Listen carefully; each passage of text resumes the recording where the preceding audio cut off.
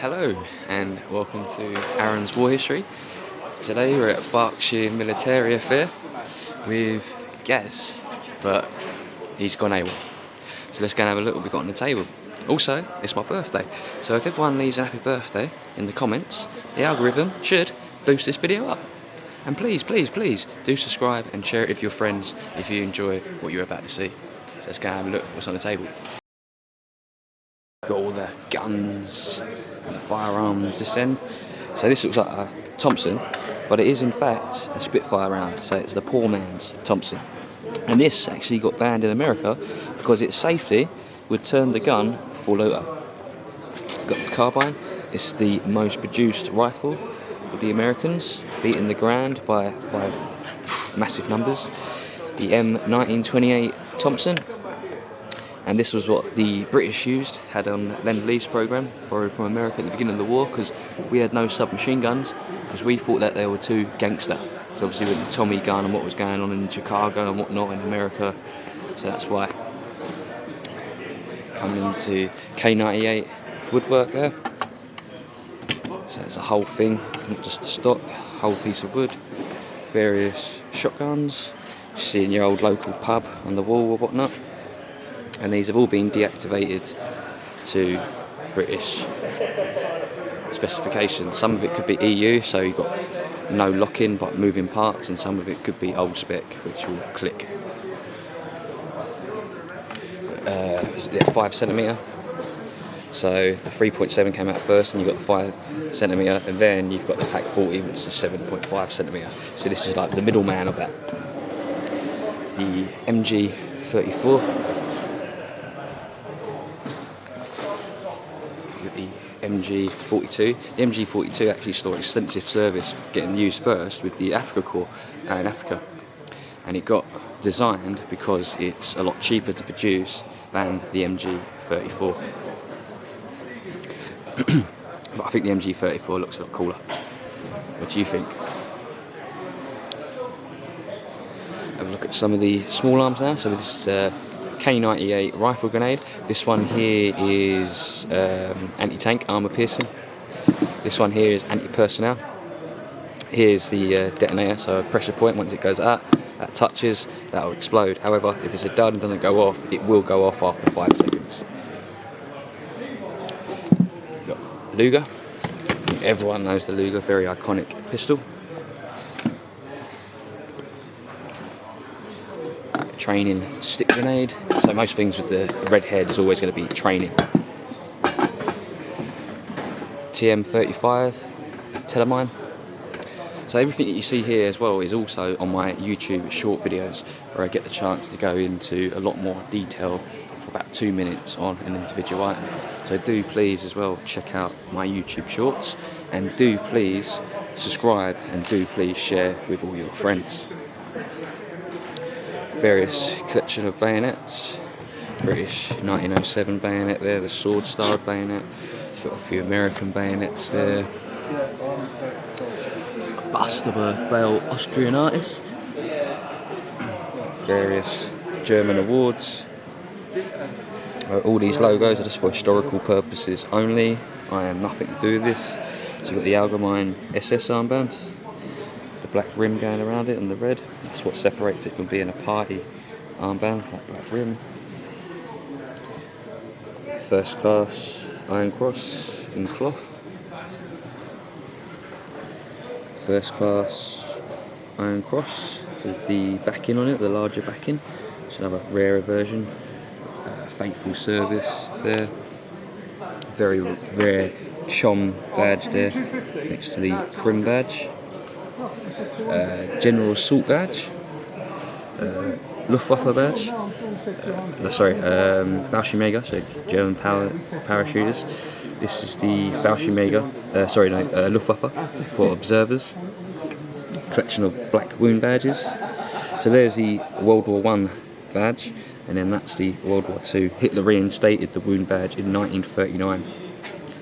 Sometimes you'll find that the World War I wound badge is there, you just have the naughty little cross added to it. It wasn't until about, I think it's 42, 43 that we see a general widespread of black wound badges on the whole. Have a General Assault badge there. 3-core German cross there, not to be confused with the Iron Cross. So that's for the 3-core, pre-World War II, just after World War I. I've got Iron Cross there, different variations. Foreign made patch. Nice Japanese 1000 stitch, so all for good luck. Some eyewear, some goggles, or binoculars, not goggles. Plenty of different eyewear. I believe it's the 5cm, it could be the 8cm, I can't remember off the top of my head. Mortar box there, got a hate belt. There's different markings on it. Got lots of 37 pattern webbing here, or actually some belts there, some more belts there. Mixed in with some World War I pieces of webbing. German bread bag. I know it's a German rucksack, that one. Thought it was a bread bag. Bread bag there, rucksack. Will we find a bread bag? No, we haven't got any bread bags out today, which I'm quite surprised about. So have a look at the tornister. This is like donkey fur or horse fur. Africa Core water bottle. So even though it's Africa Core, it's actually used on all the fronts. And if you haven't checked my video out where I did the temperature reading in a apparently tropical bottle, let me know, because the temperature was, well actually check it out and you'll be surprised. World War I German bottle. Basically the same pretty design really. If it ain't broke, don't change it. German winter boots. There you go. German Fallschirmjäger boots. So these are the mountain boots with the ice cleats on the side. Heavy old thing.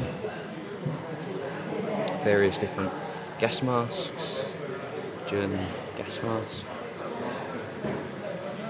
Vehicle ammunition boxes for the MGs over there, you should be able to see.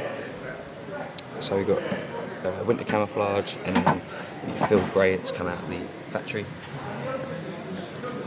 First aid outfit for air crews, the second pattern, a lot more smaller.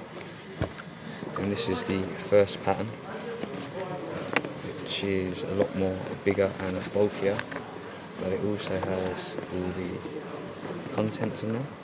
So there we go, we can see everything inside. Bandages and all your burn stuff and whatnot. A very, very cool little thing. And it is marked there very faintly and dated.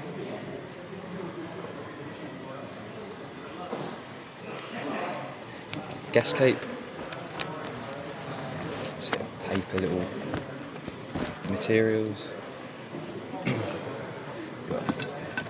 British Brody, but this one here, if you saw my last video, is inferior metal. So rather than waste it, because metal was an important commodity for the war, they just punch some holes in it. Shows that it's weaker, inferior metal, and it's given to the civil defence. So like your home guard, the air raid precautions, like for your warden there, for example. Nice Normandy camo or tricolour. M42.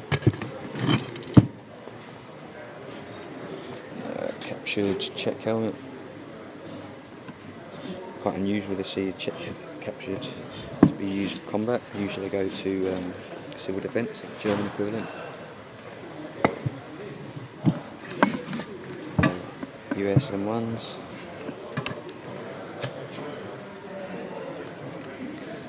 Some Russian bits, the old Red Star.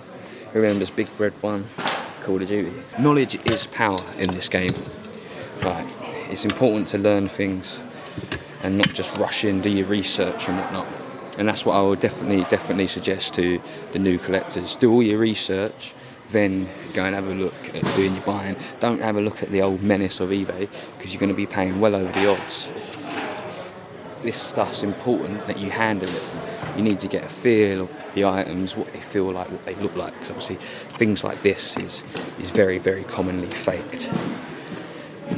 But once you get a feel of how things are, I want to get it all out, it's a bit big. But once you get a feel of how things are, you can start to work out things. Right, okay, is this real? Blah, blah, blah, blah. And that's all it is down to. It's just down to experience and knowledge. So, yeah. So I think that's everything.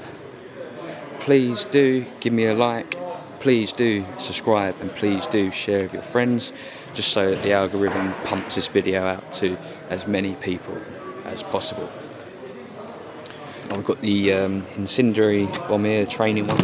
I've been told that they're only dropped in Russia, but I don't know fully on that. So that's the training German incendiary bomb. This is a propaganda one.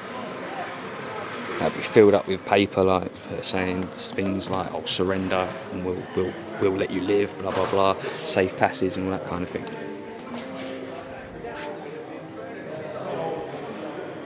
Post-war Portuguese mortar there. Oh, this is the survival knife, so it's a pretty cool little thing. So to take it off, you release that, and then that will come free like so. Bit of a pig to get it back in, so I'll do that in a minute. This is the Mark II or the Mark III, but the Mark I of that was used on the SAS embassy raid by Rusty Furman and everyone else. Got a British pig sticker, so there's your World War I bayonet next to your British World War II pig sticker, but this was still used in World War II as well, because Britain entered the war with the SMLE, World War I rifle and World War I bayonet. Well, until I think it's in 42, 43 that the Lee Enfield number 4 comes out. Do we have any Lee Enfields here today to show you? No, we sadly don't. Oh, we've got a chopped down Lee Enfield. Lee Enfield that's shrunk in the wash. Just before we go, we'll have a look at this nice World War I pickle harb, which I believe is unit numbered. I think it's a unit number anyway. But that's quite a rare little thing. Very little cool. Pickle harb helmet, also known as a pointy hat. Interestingly, it said that the police helmets, British police helmets, have come from the pickle harb design, with the big, you know, the big long, like peanut shaped, the big longer cap, police cap on. M43 officer's cap. British World War I field cap for Horse Guards.